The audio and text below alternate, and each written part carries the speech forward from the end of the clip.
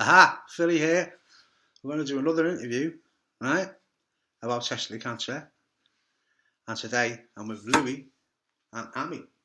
Okay, right. And you, how long have you been married? We've been together 3 years, but we've been married just a year. Tell me that lovely story about how you met and how you got it. I love telling that story. So I'll go. I was living in the Dominican Republic, and one day I got home from school, and I was already on the dating website, but I really used it. So I went. It's uni, not school. You call it school over there. Yeah, we call it uni. Yeah, okay, yes, uni, not high school. So, so I just decided to check the website just out of boredom. But I saw Louis and he's gorgeous. Yes, but it totally looked like a folk boy. But I still like a football. Oh my god! You're not to swear. I'm not swear. Sorry. I said fuck boy, sorry. But still, I just decided to, where you can swipe and like... Swipe, yeah. Yeah, so I did that, and the next morning I woke up to a text from him saying, hello, beautiful. And then, smooth one.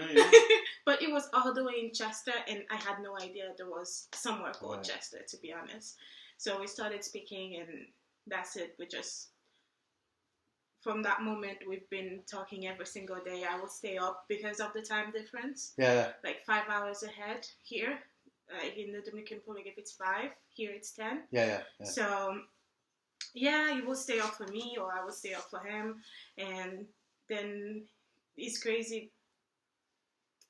I decided 7 weeks later, he was already in the Dominican Republic winning me. Yeah. And you fell in love. Yes. Yeah. And was it love at first sight?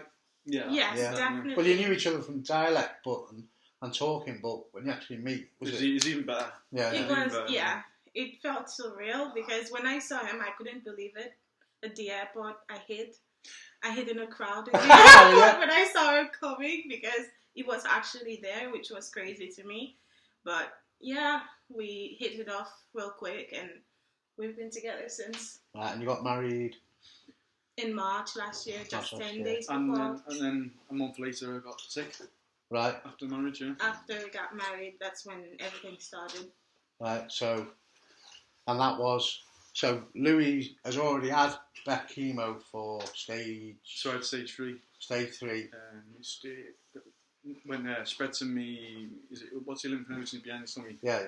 And then I had a nodule on my lung. Right. And then did me three cycles of breath. It was the hardest thing I've ever had to do. So when you first got told, both of you really, when you both first got told you first had testicular cancer, how did you both feel? I was downstairs actually, and did you find a lump, by the way? Yeah, so I found a lump. in April 2020. I remember we went to A&E when you were saying you were having pain. Remember that day? Yeah. Anyway, I went to the GP, got it checked out. He found the lump straight away, and then I had an ultrasound literally 2 days later, and then they said they suspected it could be testicular cancer, but they're not sure unless they have a biopsy, and I've had to have the surgery. So I had the surgery 12th of June, was it? Yes. And this was 2020, yeah. And it was at the surgery, and then I got the biopsy results back 2 weeks later, was it? Yes. So how did you feel, Armi, when this news came out? I just couldn't believe it. I remember we just got home from Liverpool. Was it Lords or something we went to do in Liverpool? Something like that. With your dad and you. And when we came back... It was a scan. It was a scan, yeah. It wasn't even 2 hours later, he already got a call about the scan. Yeah. And then it's like we already knew. To be honest, we suspected that it would be something serious if they called them so quick. You jumped ahead there.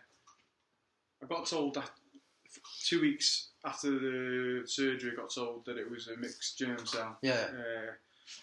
And then I think I was recovering from surgery, but then I think it was like 6 weeks after surgery I started getting diarrhea and stomach pains. Right. Lower back pain as well. And I found that I already had a scan, didn't I, straight after surgery, and everything was fine. It was stable. There was no spread. And then I think it was 6 weeks after surgery, was it, or something? Yeah, when you started having all I had diarrhea for 9 days straight. Right. And I told my oncologist, and then he said, "Oh, okay, we don't normally do this, but from your symptoms and stuff, we'll put you in for it again, another scan." Yeah. And that's when I found out it spread to me, my lymph nodes and my lung. And then when I got back from the scan, 2 hours later, like I said before, Not even 2 hours. I was downstairs, later. and then I wasn't crying at first because I couldn't. It was surreal. I couldn't really. Like stunned. I didn't want to believe it. Yeah.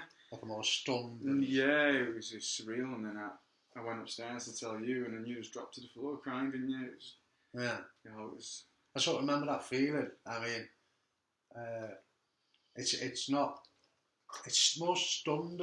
Your world, everything stops, doesn't it? Yeah. You get me, and you're like, "Whoa, what's going on? You can't believe. Is it a dream or have you met?" It felt like everything was in slow motion. Yeah. And then, of course, did you ever feel like, oh, they made a mistake, and hope that they made a mistake and the scam for someone else's, and those thoughts can go through your mind, can't they? It was just my mind just went completely blank, to be fair. And what were your initial thoughts? What were your first thoughts? And then, if you can remember, if it's all right, saying like, as soon as he told me, I went into survival mode. It's like, I remember you saying, "Sorry, I've got this, babe." When I was crying, I just couldn't. The tears just couldn't stop, and it was like, "I've got this. We're gonna get through this." But then all the thoughts were like, "Is chemo gonna work?" And then is treatment gonna work? And you just don't know really the outcome. Yeah. And it's just like all these things going through your head, like, what's chemo gonna be like? Yeah. Am I gonna survive this? It's stage 3 now. I'm like. Yeah. It's just like so many things going through your head, and I remember when they postponed your chemo treatment as well. You also remember you were supposed to have it. You remember they postponed the date? Yeah. I remember you telling me something like that. Postponed it. The date for chemo. Is it when I had sepsis or? No, that was before you started chemo. Remember when you were supposed to start? They put the date. Yeah, I think so. So. Yeah. But it's the whole waiting time as well. Waiting. That's probably was my worst times. When I was on treatment, it was horrible because it's just the waiting. Yeah, but the waiting around and for scans and stuff and results. That's probably. But that's what we say on the website and on the forum a lot. Is the waiting's horrible. Yeah. It's you're waiting for a letter or a phone call, and it could be weeks. And this is what doctors, I don't think, really understand, oncologists.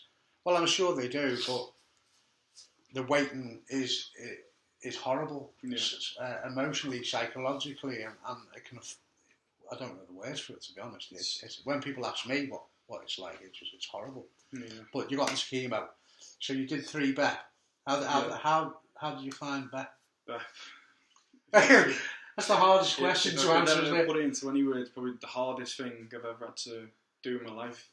I couldn't even describe it, what it's close to. That's exactly how I feel. Yeah. I try to tell people what it's like because they ask me, they're like, "What's it feel like? What's it like?" But to be honest, you feel like you're dying. You feel like you're slowly just decaying away, kind of thing. Yeah. It's indescribable, really. So, did you find? I found round 1, you walk out of the hospital and go, "Oh, that wasn't too bad." But round 2, that hits, doesn't it? Yeah. That's when I got sepsis. Yeah. I've been out in hospital for 8 days on an antibiotic drip. Yeah. So it was a scary time, wasn't it? And you didn't want to. You were so scared to go to the doctors. Yeah. It was boiling. Okay, he was saying that he was feeling cold when he had sepsis. Yeah. But his temperature was actually high. Yeah, but he kept saying that it will be okay. Yeah. I was shivering, wasn't I? Yeah, but you obviously didn't look well because he just didn't want to go back to the hospital. Was that in between 1 and 2? So that was I had me 3 day. I'd be inpatient, and then I think it was after me first first top up, my first booster, and then I came home, and then I started shaking, and that's what happened to me. And then I was dripping with sweat. And then, you were too cold or too hot. Nothing. It wasn't comfortable, but he didn't want to go to the doctor until I insisted. You have to go to A&E because you're not well. His temperature was 37.5 and it kept rising. It was 38. By the time you got to the hospital, it was already that, And they put you on antibiotics? Straight away, So they did blood tests and they found, what's it called for? Bacteria in my blood. Right. Straight away. They also said if you slept, went through the night with it without going, it could have gotten it more damage, worse. So you went on to round 2, and then round 3, obviously. Yeah. Maybe we're going into details. I mean, it's hard to explain chemo, isn't it? Yeah. So I mean, how was he when? How did you sort of have to feel you had to adjust yourself, or maybe hold your tongue now and then, or? Yes. Did you feel that too? The worst part is you cannot break down in front of them. Yeah. You can't let them see you like that. You have to put a strong face. Yeah. But whenever Louis would be out, that's all I did, crying, wondering what's going on. Is everything gonna be okay? Yeah. But it's emotionally draining. Yeah. But also you have to be strong. You have to be, because he wasn't. How can I put it? He needed to see that you've been strong in order for him to also have the courage to keep going. Yeah. So it's really, I don't know what to explain it, but... Yeah, I understand.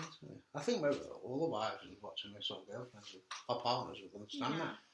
I mean, not to put in on this story, but my partner Laura had cancer after me, so I sort of know what it's like to look in as well. I know how hard it is to look in when someone you love's going through that, so I can understand that. And I cried my eyes out. I mean, when I was alone and Laura was out, I've actually laid on the floor crying, asking God to take me. Yeah.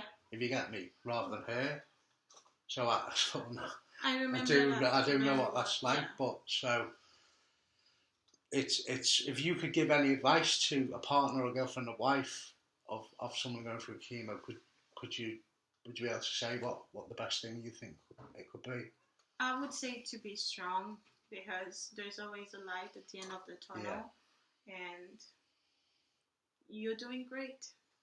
Right. But just and lots of hugs and kisses and cuddles help. Yes, they do. But Louis, so you went through the 3 rounds of bet. Yes. Right, and what happened when you finished your bet? What was your diagnosis when you finished? What was the? So I had a scan, and my tumour markers dropped. Yeah. All the way back to 0, I think, or 1, something like that. And so my tumour markers were 998 to begin with. That's right. Yeah. And how long was I? I was cleared then for what, 9 months? You got the call in November to say that you were fine. In 2020. Yeah, November. So it's been nearly a year. Yeah. But recovering from chemo has been hard. Yeah. So I had nerve damage. Yeah. Neuropathy. Yeah, trouble with my lungs. Yeah. It's been hard. Exercising. I remember you messaged me and say, is this normal or is that? Yeah. And I always say, go to the doctor, and I go to the doctor. Yeah. I always say to Louis, message me saying, oh, fear. Go to the doctor, go to the LA. Take about 5 goes, but you eventually go, won't you? Yeah. There's also the emotional torture, like, if he starts having a headache, to him, he has, like, something brain tumour. Brain tumour or anything that hurts, that's the first thing that comes to I said that how many times. I said to Louis when he first started, he was about to go on chemo, look, you'll get a pain in your fingernail. You'll get a pain in your arse. It's psychologically, it is a minefield, but we forget that we had aches and pains before, don't we? Yeah. So, but it's a lot different, isn't it? As soon as you've been through what you've been through, it's. So you found the recovery tough? Because let's be honest, like BEP is hard. BEP, people don't realise how hard BEP chemo is. Right? it's all right for us to talk about it, but and some of the lads who see this will, I mean, there's carbo plan, yeah, but BEP is very hard, and I sort of let you know how hard it was going to be, but without trying to scare you, didn't I? BEP, Jesus. I constantly had a sore throat, couldn't speak, and my ears were always ringing. Yeah. Constant throbbing in the head. Get that metal taste. All the metallic, I always had to have chewing gum. Yeah. Always, yeah. Just constantly feeling sick, fatigue. Sometimes you can't eat, sometimes you can eat, sometimes you can't drink.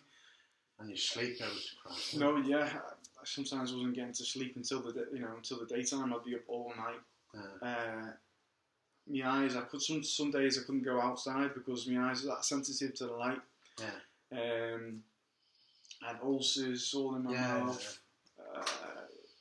The list goes on, really. Did you find anything helped you? Well, like drinking water a lot? Yeah, so staying hydrated was the main thing. And what sort of foods did you find out? Anything that going through that you thought, oh, this is actually okay, I feel okay eating this?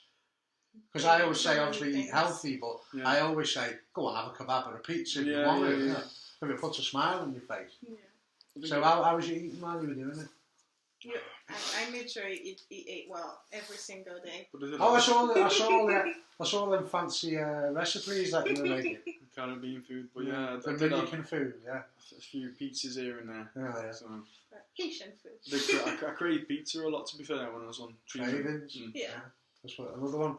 Cravings happen because your hormones go everywhere. And the hormones, talking about the hormones, one day I'd be crying my eyes out, wouldn't I? Yeah. It's not like me. Well, I'd be crying for like a couple of days straight. And I'd just mope into you, wouldn't I? Yeah. You have to be the nurse, the therapist. When you as the wife, you have to be everything. Yeah. So I didn't even know what I was crying about. It's just start crying. Well, let's be honest. Not to upset anybody here. Now we sort of know why once a month the women get a bit weepy or a bit up and down. That's what happens to us on chemo. The hormones go all over the place. So we sort of sympathise with it now. I certainly did afterwards. I sort of like, well, I know what, for the lady at the time of the month, that I'll never criticise it again, do you know what I mean? But now we know. P-Wax here, by the way. We'll bring him in a minute. Okay. So a year's gone, and unfortunately, you had some. You went. They told you that to take some lymph nodes out, didn't they? Yeah. My blood rising. markers started rising. I think it's me HCG. Yeah, that was rising up, and it went up to 24 in the end. So said they want to take me nodes out, basically.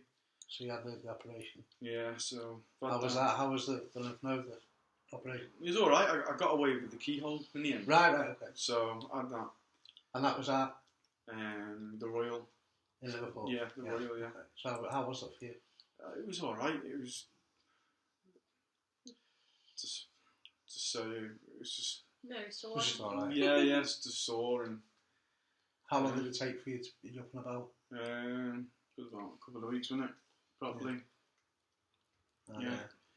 It was the gas, really, because they filled you with gas with the keyhole, and my stomach was high, wasn't it? Yeah. And I was constipated. Like my normal stomach. Constipated for days. It was horrible. Yeah. And then recently they've said you've got to. Can you tell us what's happened next? So I got the biopsy results 2 weeks later, and then they told me that they found that can't pronounce it. Caricochroma. Yeah, they found that. So yeah, and then and a mature teratoma. Right. And what's happening? So I've got to basically go on 2 cycles now of TIP, I think. TIP, which starts on Monday. Today is Tuesday, so Tuesday. 6 days from now. So how do you feel? Mentally, say whatever you like. I feel a bit. I'm gutted, but I know it's for the best. But I'm trying to mentally get myself ready for this because I know what I'm in for. Yeah. I know exactly how I'm going to feel. I know what's going to do to my body, my mind. Yeah. So I'm just trying to mentally get myself ready for war, basically. So I can describe it with. And this will be Clapbridge in Liverpool again. Yeah, Clapbridge, yeah. And starts on Monday. Yeah. And so It's like I say to anybody, it's you, when I had it the second time, although I was absolutely mortified and felt exactly like you, I did feel like I know what's coming with the chemo because I've had it before, so that wasn't so much because you know a little bit about it. Yeah. Did you feel a little bit easy because you know? I know obviously it's not what you want to Yeah, happen, but because you've had chemo before, it won't be so much of a shock when you actually start it and the feeling. I know what I'm up against now, so Yeah. I can mentally prepare myself. Right. Get what I need ready, and I've got a few days now to prepare really mentally. Yeah. How are you feeling about it, Armi? A bit nervous. Yeah. Because I know that I won't be able to visit Louis when he's in the hospital, Right, which is a bit grim, to be honest, but actually very, especially last year as well. That's something, you know, with COVID. Yeah. That's something we haven't talked about. Sure. Not being able to visit him while he was in the That's hospital. when it was on back the first time it was on COVID, wasn't it? Yeah. So how did it feel? That made it extra difficult, and It was hard, wasn't it? I just wanted to see him, and not being able to at least be there for him for just 5 minutes. Sure. It just broke my heart. Right. And he would just call me saying he can't do this anymore, or there was times where the chemo got too much and I couldn't really even give him a hug or say, okay, I'll come visit you tomorrow or something. Yeah, because we've got all these FaceTimes and that now, but it's not the same, It's is it? not the same. You can hug someone to Can't FaceTime. hug someone, hold the hand, yeah. So that made it extra hard. Of course. Right. So, and unfortunately, this has got to do that again. You can't. I find it hard to believe really whether everyone's been vaccinated now, to be honest. I don't think so, unfortunately. Even just one person, surely, you know. But, you know, we can't. Yeah, but nothing we can do about it. Yeah. So you start again on Monday. Yeah. And they're signing on the tip. Yep. Which might result in more lymph nodes coming out afterwards, maybe. Potentially, yeah. So my journey's not over yet. It's not over yet, but tell you what, you're a fucking legend. Getting one step closer each time. You're a fucking legend, mate. Sorry for swearing. Let's go on to tip. I've had chemo twice, but I was on EP. TP's a little bit stronger. I'm not trying to frighten you. It's a little bit stronger, but you know, it's we've got to be confident. Tip is stronger than. Tip is a little bit stronger. It's not massively stronger, right? It's just a little bit stronger. It's not. Don't know. It's not massively stronger. Just a little bit stronger. A bit more intense. A little tiny. A bit intense. Okay. But because you can't have bet twice. You can't. No. Never in your life. It's bleomycin affects the lungs. Oh. But they don't usually give. They only give usually bets to men under 35, depending on how fit they are. If you get past like 35 or 40, if you smoke, they give people EP or tip, if you get me, because you can't have bleomycin twice. So I had bet the first time and then EP the second time. But there's not really that much difference between tip and bet on EP. It's more short and strong rather than slow down and gradual. Yeah. You get me? So they're all the same. Okay. You know, Louis will feel exactly the same as you've done that. Don't be worried about what it is or where it is. You know, but yeah, it's all aware of what you're expecting. That's the thing. Yeah. But if somebody was going through the same now, Louis, or anyway, if someone's going through that same, what would you say to them if they get some news? If they're about to start chemo, yeah. I'd just say basically, it's more of I think a lot of it's to do with the mental side. Mentally prepare yourself, because it's hard. It's harsh on the body physically and mentally. Get all the things in place that you need really, because it has a lot of side effects. You know, mouth problems, ulcers. Meds for headaches, anti-sickness. Yeah. The list goes on. But there's a lot of groups out there where your oncologist nurse or Macmillan, they'll help you They'll all, Testicular Cancer UK. and this group has been a lifeline for me, especially Philly and everyone else. Always there to help you. Any questions, even if you just want to have a rant, rant away, and then It may take a couple of hours to get back to your questions, but yeah, I'll get there eventually. Don't lose hope. Don't lose hope. Yeah. But I'm sure everything's going to be fine. Right? Yes. It's going to be tough, but we'll get there.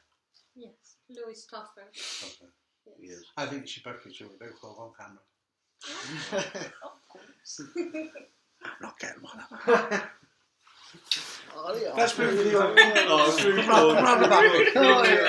cool. There's P-Wack, by the way. He's been sitting quietly over there First time in life. for 25 minutes. Have you ever tried to keep his camera quiet for 25 minutes? We've just succeeded. But yeah, Louis, Armi, best of luck, right? I hope you don't mind, we'll put this out. Yeah, cool. And if anybody wants to know how he's getting on, get in touch through the group, or we'll let you know. But this is Louis and Armi, and we are in North Wales, in Hardwin. Say that, Hardwin. Harden. It's Hardwin. pronounced Harden, but it's Hardon. I knew you were going to say that. I saw it coming. We're in Hardon, near Chester. I saw it coming. Is that how we say it? Harden. Oh, it is called Hardon. I was joking. Harden. Hardon. All right. Or Penelagh. We'll call it Hardon, right? Harden, yeah. Harden. It sort of goes with the theme of testicles and stuff, Hardon, doesn't it? So, well, thanks very much. We'll put this out. Cool, yeah. Keep in touch with Louis through the group, see how he's getting on. And thanks for talking, especially Armi as well, because we've never really had Well done. a young lady Well talking done. about it as well. Thank you to everyone that's Oh yeah. We did a fundraiser. P-Wack did a fundraiser, and his wife and everybody. A lot of people donated, and we won't say how much, but we raised a lot of money, which might help a bit with the bills and stuff While he's off work. And while he's off work. we thank everyone that's donated. It Means a means lot. a lot, yeah. Yeah. Also, you can find We've just, my wife's just sent money over now, so you'll have Yeah, you need to check that. £1,300 in your bank now. Oh, wow. Thank Right you so now. much, guys. You And still there'll donate, be more to come. I don't know how much more, but by the time Appreciate you. I stop doing it on Sunday, and then whatever's there, we'll send over. Thank you. No problem. I hope that's working. We don't have to do it all again. But that's all for me. Philly, Testicular Cancer, UK.com.